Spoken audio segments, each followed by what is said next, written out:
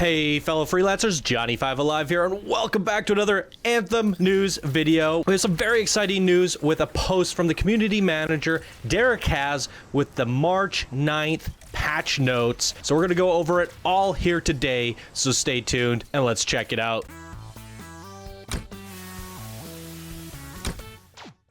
So a few hours ago, I sit down, record a bunch of news for my new newsfeed series, and I go over the dev notes for the last dev stream talking about the March 13th update. And then as I'm rendering the video and uploading it, there's a post from 3 hours ago, literally at the time that I was editing this video of the actual patch notes, and it's releasing March 9th. So a little bit earlier than it anticipated, but it's here, so you're getting a double upload today.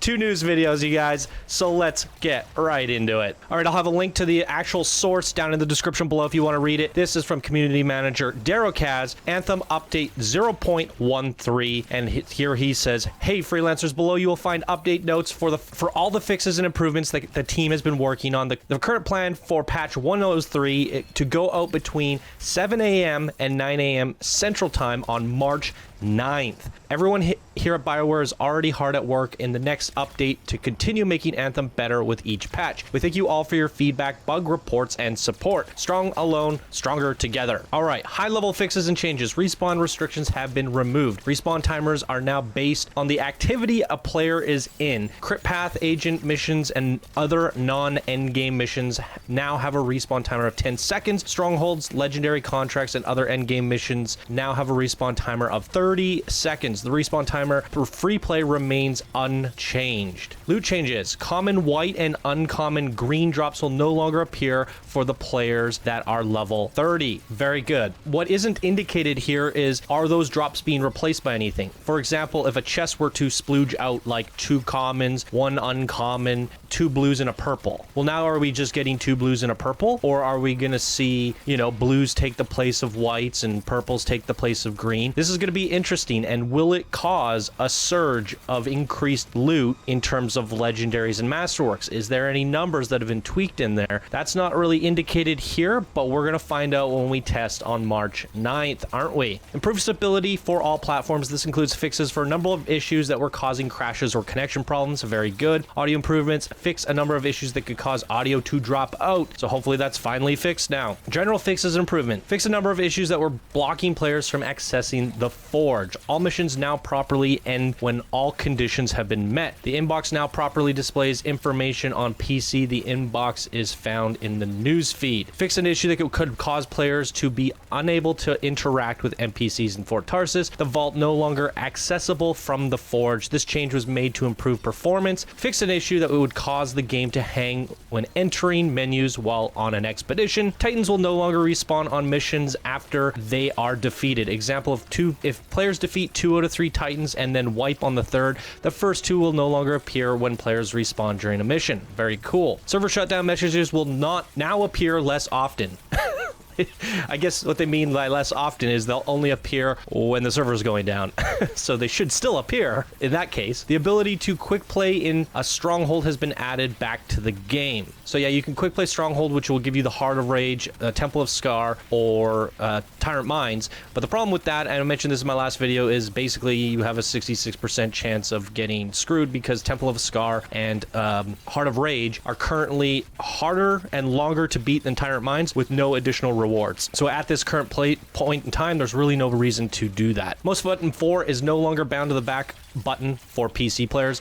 Crashes that occurred while selecting certain conversation buttons when interacting with an NPC have been fixed. Players should no longer get stuck at the end of the Tomb of General Tarsis mission. Players should now run into less issues during quick play missions. Additional improvements to quick play will be coming in the future updates. That is great because there was a lot of issues with quick play. I actually have 1 out of 25 quick play missions completed because I was just having issues with them. So now I can actually get in there and get that challenge done. Players should no longer get stuck behind fog walls on missions or in strongholds as often. Players should now receive credit for their Be Giants challenge when they are downed and when the event is active. Improved audio when defeating creatures to provide better feedback. Changed wording for server shutdown messaging to better indicate that it is just the player's server shutting down, not the entire game server. Interesting. I didn't even know there was like I didn't know your current player server could go down. That's really interesting. Players may now launch an expedition from anywhere within the launch bay and Fort Tarsus. That is amazing. PS4 LED lights will now be changed based on the javelin being used. It should now be harder for players to get stun locked by certain enemy compositions. The values on max flight time inscriptions have been increased. The appearance of the N7 vinyl on Legion of Dawn armor has been improved. Halleck will now properly face players during certain dialogue scenes. The message "Open the Cortex to track Legionnaire challenges" will no longer pop up after completing the appropriate challenges. And for Strongholds, fix an issue that would cause players to get stuck in the entrance to the sewer in the Temple of Scar Stronghold. Creature updates. Titans. We have made several balance changes to the variations of the Titans. Reduce overall damage mitigation from 100% between 70 and 75% depending on the damage type. Increase the time that weak points are exposed. Fix an issue that prevents effects from applying and thus preventing combos. Increase the damage that the Titan takes from weak point hits. Lesser Titan weak points have been changed to always be active. Improve the collision on the ring and seeking projectile attacks. This should make them easier to dodge. Decrease the radius of sneaking projectile attacks. Decrease the damage done by self-destructibility. Frozen Scar Enforcers and Scrappers can no longer move or attack while frozen. The Monitor's health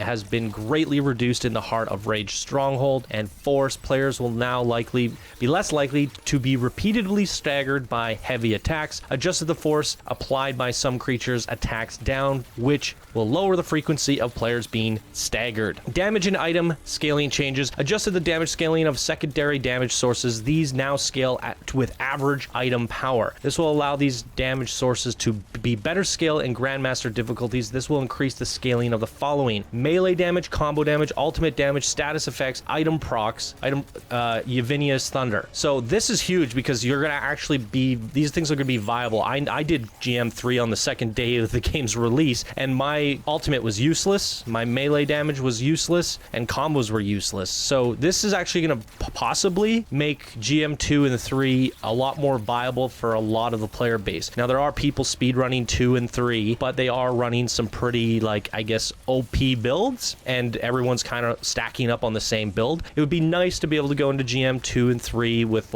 standard creative builds that you have come up with without having to, learn how to min-max and make these, MLG-style builds. So hopefully that makes a difference. Item power scaling has changed to better reflect the actual power of the item based on its rarity. This is applied all items retroactively. Players will see power of their items go up. Wow, very cool. So some of our items are going to feel more powerful when we log in. This should also help with GM2 and 3. Only problem is, are we going to see some adjustments to GM2 and 3 in this patch notes? I don't think so. So it still doesn't seem worth it because the drop rate is technically bad on those. But we'll have to wait and see. We'll see on March 9th. Gameplay bug fixes. The ultimate ability bar will no longer appear full at the start of a mission when it isn't actually full. Thank goodness. Weapon recoil will now stop once an EXO is looking straight up. Okay, that's crazy. So you looked backwards? Wow, I did not know that. Fix a number of animation issues that could occur when the Colossus was using its shield. It should no longer be possible for the Interceptor to become frozen while starting up their ultimate. Interceptor aura damage will now deal the correct type of damage based on the active aura. Players can no longer equip abilities from one javelin to another. Holy moly. The Colossus can now use gear faster after being attacked by a heavy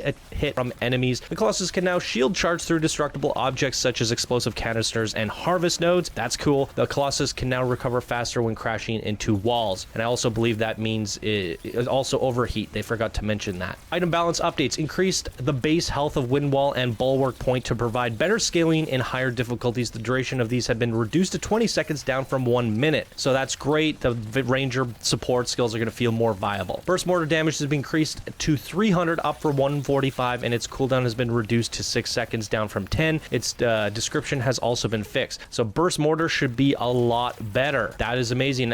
When I did everything you needed to know about the Colossus, and the burst mortar was one of the skills I reviewed, I believe I said it was one of the worst skills in the game on the Colossus. This is basically a 100% buff. It's double the damage, half the cooldown. I mean, if you combine the two together, I mean, it's doing double damage and twice as often. So isn't that like a 200% buff? That's crazy. Flak damage has been increased from 42 up from 30. That's a pretty big buff there. Nearly like, what, 40%? Battlecry's description has been updated to explain that it also reduces the resistance of affected targets. So yeah, I didn't really realize this until someone mentioned it, but Battlecry, the taunt ability, is actually like a weakening target, like a target beacon from the Interceptor. So when the Colossus taunts everything, he's also weakening them, increasing your team's damage. So I did not know that originally, and I mean, it didn't tell you that, so that's why they fixed it. Wraith Strike's damage has been increased to 250, up from 200, and it will now apply elemental effects to targets based on the active aura. Note, description text for Wraith Strike will be updated in 1.04. Wow. Okay, Wraith Strike sucked. I played the Interceptor, and I played a lot. And it sends out a projectile of yourself, but it just like kind of disappears before it gets to them, and it does nothing. But it should send a projectile out and do damage to them. It's like a very, very slow throwing star, so it should hit really hard. But even with these changes, it's not that great, because it disappears after like 10 meters, so it never actually reaches the target. So they need to increase like the distance it travels and maybe something else. But 250 up from 200, that's only what, like a 25% buff, if I'm correct? And then it'll now apply the elemental effect based on your active aura. Now, the Interceptor doesn't have a lot of options to combo from a long range. She has to get in close. So in some cases, it doesn't matter that the Wraith Strike disappears at a very medium range, because you're gonna need to get the aura to make it better. So you're gonna get up close, you're gonna trigger an aura, and now you have that aura element type, and you can Wraith Strike something close by, and it's going to essentially prime with whatever aura you have, and then you hit that thing with a melee attack, and you're gonna get that aura again. So that potentially could make Wraith Strike very, very fun. I'm actually very interested in trying this out myself. Anyways, we're talking way too long on this skill, but I'm stoked about that as an Interceptor main, as you can tell, but I still do think it needs some additional buffs. Moving on, item bug fixes. Wind wall should no longer block or interfere with other players' abilities. I noticed like some storms trolling rangers and like blocking their ultimates. That's crazy. Ranger Grenadier component will now correctly lower the cooldown grenade abilities. Fix an issue where certain weapons were not firing where the crosshair were aimed. I've seen that stuff. It's hilarious. The Ice Blast from the Storm ability Javelin now has the primer icon correctly displayed. Inscription bug fixes. The thruster delay recovery inscription is now correctly applying a bonus. The overheat delay recovery inscription is now applying a bonus. The weapon reload bonus inscription is now correctly applying a bonus. I was saying that these seemed very useless and not very good at all. I got a lot of heat for that, and people saying I'm using this and it's amazing, but it wasn't even working properly. I still don't think it's a good stat. I mean, if you're a Storm, it is. But we're getting a stat for a character like one of, there's a 75% chance it's not going to be good for the class you're playing. I think these things need to be secondary roles on a completely different stat. I mean, yes, you can it'd be nice having lots of overheat and thruster delay on a Ranger, so you can stay up in the air as long as a Storm, or, at least a remotely longer time. But in place of straight up like elemental damage that you could be getting, it doesn't feel very good. That's why I still argue that there needs to be a secondary placeholder for these things. Masterwork item balance updates. Increase the base damage of the following Masterwork items: Roundler's Blaze, Rolling Carnage, Cycle of Pain, The Last Stand, Glorious Result, Insult and Injury, Sentinel Vengeance, Gnosa's Balm, Vesta's Surprise, Soothing Touch, Renewed Courage, and Artinia's Gambit. Whew! They were saying that a lot of these items that you got, they didn't feel too powerful, so they increased the damage. Now that probably means you're going to have to reacquire all these, because that's what happened last time. Let's hope that that's a straight wide update to the current items. Masterwork item bug fixes. Rollers Blaze will no longer roll with incorrect inscriptions. A blade of shielding now provides the proper boost to shield and armor. Badge of Devastation now generate more ultimate charge when triggered. It should no longer be possible to stack effect from Gunslinger's marks more than once. People have been really wanting that Gunslinger's mark to be fixed. In addition to the above updates, we want to let you know that some other known issues that the team is working on fixing when loading into the game for the first time. So this will be in like the future that they're working on. When loading into the game for the first time after a patch, the shields and armor on javelins will be incorrect. The first time a player enters, exits free play, or any other activity, this issue will fix itself. Players are not receiving their level 20 match consumables. Players were granted item blueprints instead of recipes when they hit this level previously. Some players may experience audio crackling when in Fort Tarsis. There may be some instances where players are unable to quit out of quick play missions through the map UI. A number of challenges may not be tracking properly, such as objectives under the Legendary Freelancer Challenge. Some players may encounter a bug where they're unable to interact with any objects or players. Visual effects on javelin thrusters are not functioning properly while stormy weather is present in game. Inactivity messages may not be able to be dismissed after a player returns from being away. There are a number of origin error messages from PC players may encounter, including origin showing that it is offline when it is actually online. The UI may not display events for some players when an event has spawned nearby in free play. There is a bug where armor pips can change in between activities. This is both a display and gameplay issue. Whew. Man, I was reading as quickly as possible to make sure that this video was as short as possible, or not very long, and my recording says 19 minutes. Now, obviously, I'm going to trim it down, trim out some of my deep breaths and stuff like that, but I'm going to try to get this down a little bit, but whew, that is a long patch notes. So a lot of pretty good stuff in here, but I didn't see anything about the new loot chests at the end of Strongholds. Did I miss that? And that was something that was supposed to be something we look forward to for the next update, so it's probably going to be the one after that, but that was supposed to be a promised item for the March roadmap, and they said there might be one at the end of the month. We'll have to wait and see. So they're hoping to get that one into the end of the month from my understanding now. So really no new content. I guess there's some loot changes with the white and green commons. Common and uncommon, but is that going to actually increase the amount of loot? Are they being replaced by new things? Because then we're just seeing less loot. Honestly, I would prefer having white and uncommon drops, if that means that, like, if I get 2 whites, a green, 2 blues, and a purple, and now I just get 2 blues and a purple, I prefer the way it was before, unless they're being replaced by blues, purples, oranges, and stuff like that. So this could potentially increase the loot rate, the amount of loot that you're getting, the amount of good loot you're getting,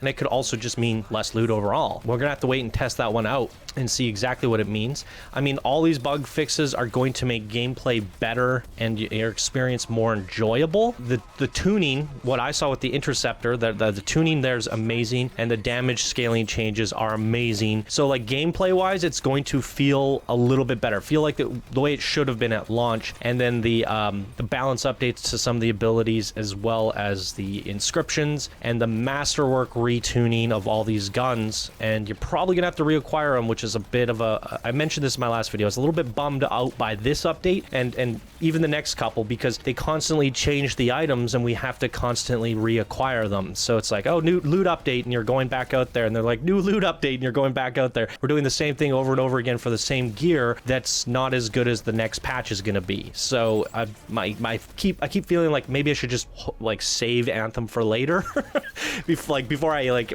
get bored of the game, and then I'm bored of it when it's actually really polished. But by then we hopefully have new content anyways. I'm just afraid that there's not going to be enough frequent content, and I want to save a little bit of the enjoyment for when all the big stuff comes. So try not to burn myself out on it, and I'm slowing down a bit. I'm not playing it as much as I used to. So I'd love to hear your guys' comments down below. How long have you been playing? Are you playing it as much as you did when you first picked it up? Are you still having a blast and playing it every single day? What in these patch notes has you excited, and what do you really want to see changed in the game? Leave your thoughts down in the comments below. Love reading what you guys have to say about the game. Thank you guys so much for the tremendous support on the channel and all the videos. Really appreciate it. And that's going to do it for me here today. Thank you guys so much for watching, and I hope you all have a wonderful day, and I will see you in the next video. Bye now.